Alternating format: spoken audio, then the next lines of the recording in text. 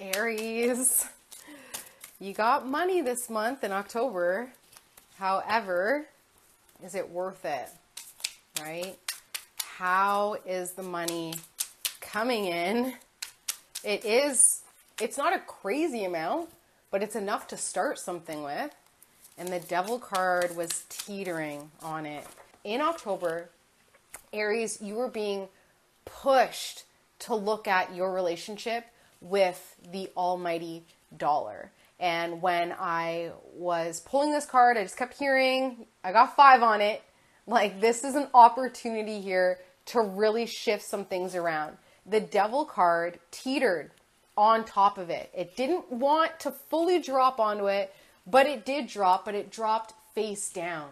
As soon as you look at the DEMON associated with money, it's easier to attain it. So this month, go deep down and look at the darkness associated with money. How do you really feel about money? Because money is coming in a small way, and it wants to know, it's going to test you. How do you feel about it? Because I'm going to expand it, but what am I expanding here?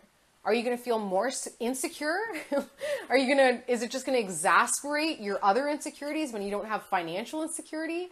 Really explore it. Really explore it. Beneath the surface, it's showing the 5 of Swords.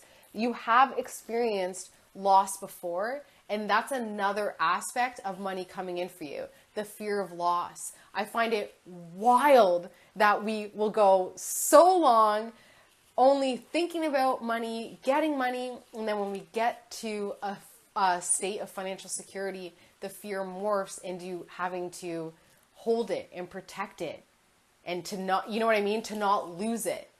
And that's the difference between rich and wealth though, right? Because rich, it's very easy. You win the lottery. Yeah, you could definitely spend it all in a lifetime. Wealthy, there's a different vibration there. So I think maybe it's about tapping in to wealth energy instead of rich energy.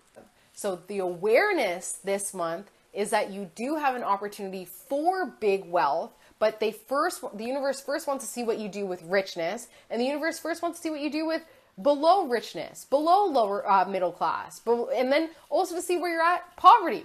It wants to see how you're going to respond to these different avenues of your abundance, and it's through the dollar amount.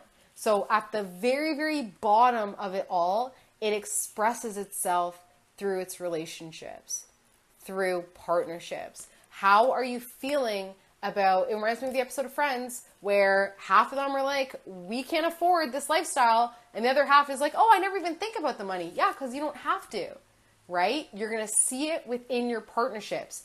Are you insecure about your partnership, or are you insecure about your financial security, and that's feeding in to your partnership because you don't feel worthy? Money is coming your way. It's a small tester amount to see your true relationship, the dark and the light, with money, in order to recognize where you've been defeated and see how that energy shows up in your partnerships. How much is money and financial abundance a factor? Look at your partnerships to see how you truly value financial security, including the dark and the light. If you achieved abundance, would your partner be supportive? All right, that's beneath the surface, but on the surface level, it's talking about a female fire sign, a Leo, Aries, Sagittarius, potentially like yourself. This female fire sign has achieved abundance. You have seen both sides. You've seen poverty, you've seen wealth now because of your experience with this feminine energy fire sign. And it is linked, this female fire sign is linked to a young earth sign, a young Capricorn, Taurus, Virgo. The obstacle and the aid to this female fire sign is the 2 of Wands, your anxiety. So your ability to output. The female fire sign that was able to show you excessive wealth and the female fire sign that's able to show you excessive poverty is then also showing you where your output is the most creative. So if your output is creating anxiety, then that's exactly what you're going to see. If your output is creating empowerment and magnetism, then that's of course exactly what you're going to see. So this month, the anxiety that you're experiencing is because you actually want to transform that energy. Instead of anxiety, you want to be more magnetic. But this female fire sign that's linked to a young earth sign has really shown you what that output looks like, and you don't know which way to go now. Your Aries energy wants to lead. It wants to say, I want to put my energy out there, but seeing the female fire sign and her experiences is kind of giving you a little bit of anxiety, but it's a good thing. Beneath the surface is a young air sign, so a young Libra, Aquarius, or Gemini that is bringing a lot of energy to that anxiety as well. Keeping in mind that the Queen of Wands can absolutely be you. Maybe you've experienced incredible highs and lows. Maybe in past lives, you know that you were incredibly wealthy, or you know in a past life that you were incredibly not. And now in this lifetime, you just want to spend in order to experience the delicacies that you didn't get to experience in that past life. What your thoughts are only thinking about is the wisdom that you are learning and imparting on other people right now as well. There's a lot of wisdom coming through for Aries right now, especially during this eclipse season. The Aries, the Capricorn, the Cancers, the Libras, going through massive transformations, and Aries are now being forced to lead. Forced to lead, okay? And that force sometimes doesn't look that great. So maybe you're the leader within your home. Maybe you're the leader within your family. Maybe you're forced into leadership at work, but you are being forced to lead whether you want to or not. And the only thing blocking you from stepping in to that role is anxiety linked to a feminine fire sign that has shown you both the highs and the lows of abundance and also financial wealth. So the frequency or energy that you're on this month is a strength card. Your claws are out. You are the most strong you have ever been. You're establishing boundaries. You're expressing yourself in a positive way, positive to you, because it's your natural output. So it's a charge. That's the frequency that you're on. You know, I was talking to a female fire sign and I was showing her the strength card and I'm like, do you see it? And she's like, I don't even see the lion in there. And I'm like, that is so symbolic. That is so symbolic. You do not see your strength. But in the Rider-Waite, the lion card is a lot more obvious. So I want you to comment below. Do you see the lion? Do you see the lion? If you do see the lion, you know your strength. If you do not, you do not. And this month, the frequency that you're on is either going to be showing you that you know that you have a lot of strength, or it's going to be showing you that you don't. But you have to be aware of it. All right, family and friends pouring into each other, pouring back, which is beautiful. There's been a lot of give and take, ebb and flow for you this month, especially. That's family and friends. Remember to, now that you've established those boundaries, only give what you're going to get back and only take what you're going to give. Okay? Keep it equal, keep it fair, keep it clean, keep it neat, especially with family and friends. They did something nice for you. Here is a return of the gesture. Keep it even, Stevens. All right. Hope and fear this month is the 6 of Wands. And that's just making sure that all of your responsibilities are placed out properly. That's just making sure that everything is exactly where it needs to go, tic-tac-toe. It's great, it's crossed off, it's all good. That's a hope and a fear. The fear of it is when it comes to tic-tac-toe, once things are crossed off, it's done.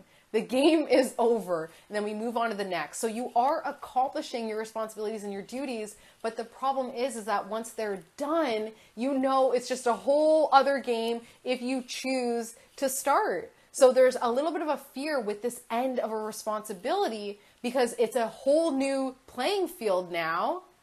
It's a new playing field. So holy crap, no wonder you hope for it, but you fear it. You hope for it because it's like, okay, I can do this tic-tac-toe, no problem. I have the tools. I just need to be strategic. But the fear is once I do finish this, it's the end. All right. Your outcome, Aries, for October 2024 is the Eight of Cups. The Eight of Cups is emotional energy, emotional confusion as well, really not knowing what you're thinking, what you're feeling. You feel, it reminds me of the Kiss by a Rose song, you know, like there's such a hoopla in the world being like, what are the lyrics? What does that mean? Right? Like Kissed by a Rose in the Gray. Like, what does that mean? Comment below if you know what that means. But this energy for you this month is saying it may be confusing for others, and that confusion should not be translated onto your heart. Just because they're not understanding, the thing with Aries energy is it leads. It's a cardinal sign. So wherever you're leading, of course, people are going to be confused. They don't know what it is because you initiated it. This is a new beginning that you've enacted. So as much as you're feeling emotionally confused, the emotional confusion is just a source of confusion from the people around you who don't know what you're doing. And that's fine because fire, Aries energy, is all about action. It's not about feeling. As soon as you start to feel about what you're doing, that's when the water puts out your flame. Water and a flame cannot exist. And this month, you're seeing how much your actions and your energy is a catalyst and leading for other people. But because they're confused as to how to lead, it ends up causing confusion for you because it's like, hold on, I'm not supposed to be explaining to you. I'm just supposed to be leading. I can't stop and help you feel through this new beginning because all I'm focused on is flaming, not watering down my flame. That's going to lead to deep, deep wisdom and understanding of self, which then allows you to go on a fool's journey. Fool's journey. Beautiful. At the end of the day, the Aries would be considered the foolish one. No offense. But when you think about Aries being ruled by the ram, when you watch rams go at it, it kind of seems foolish. Like, what are they doing? Like, why are they just, what's the point? Why do they just keep butting into each other? They can't be domesticated. Like, it's silly, right? And it's also silly how people try to befriend the ram, right? Knowing that they could potentially get hurt. That's where you're at this month. It's foolish for you to not be invoking your wisdom and placing the wisdom through your emotional awareness, through you realizing that I need to just flame and do what I need to do without stopping and feeling through everything. That's not your natural output, so stop trying to go there. All right, that is your October 2024 reading. And of course, if you would like to dive deeper for a personalized, look below and you'll find how to reach me. Have an amazing month, Aries, and I will see you next month. Bye.